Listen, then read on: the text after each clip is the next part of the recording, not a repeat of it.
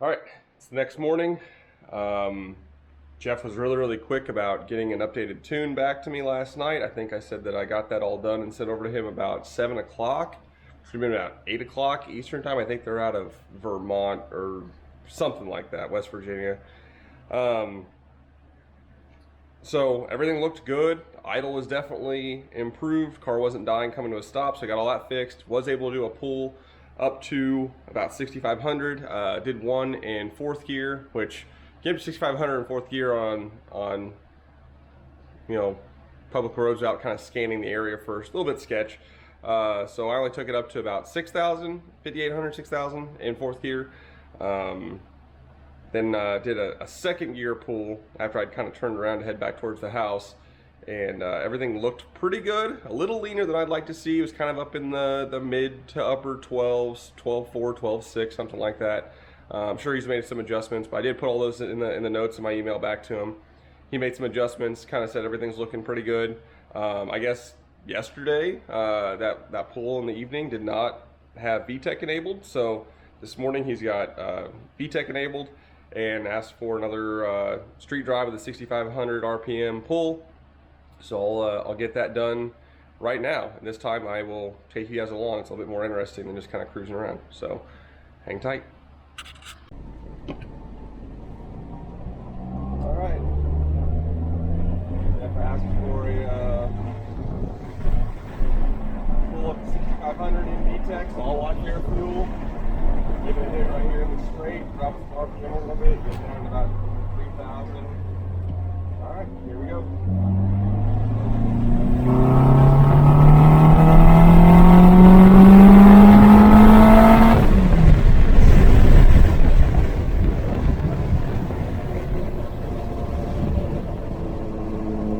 Sorry for the wind noise.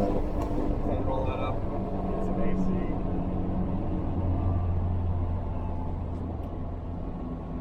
Pig race though, in the 9s as far as air fuel. Kind of started off in the 1040s, 1050s, creeped down to about 1060, 960, 950s later on in the pool. So that was fourth gear. I don't have any idea how much boost that was. I'll have to go home and check the logs.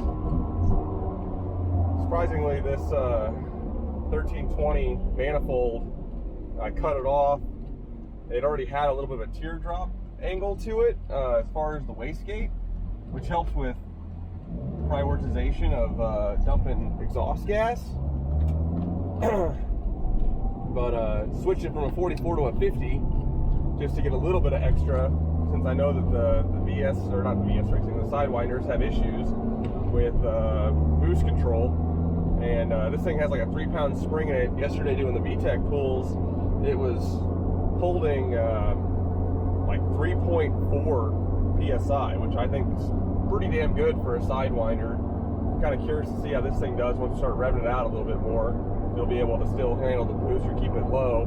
You know, if we get some boost creep up to like 6-7 pounds, I'm still fine with that. But yeah, overall that was not too bad for a first hit. I mean, it was safe. I mean, I probably could have revved it all the way out. I have no idea what he has the rev limiter set at. And I plan on revving this thing to about 7,800 to 8,000. But yeah, to cruising air fuel, 1440s, 1450s, kind of a little all over the place. I mean, these are 2,200cc injectors, so they're going to be a little bit rough, especially at like the low RPM, low throttle. My old car, which was a fully built turbo B16 and an EF, I had 1,000cc injectors, and that thing had issues with low TPS, low throttle, kind of cruising. You bump the RPM, right now I'm at like 2,200 RPM, getting a little bit of bucking even at that mid 14 air fuel. But yeah, if we can do something about that, it'd be awesome. If not, I kind of don't really expect it to get taken care of, just considering. We're getting stuck to this light, so like always.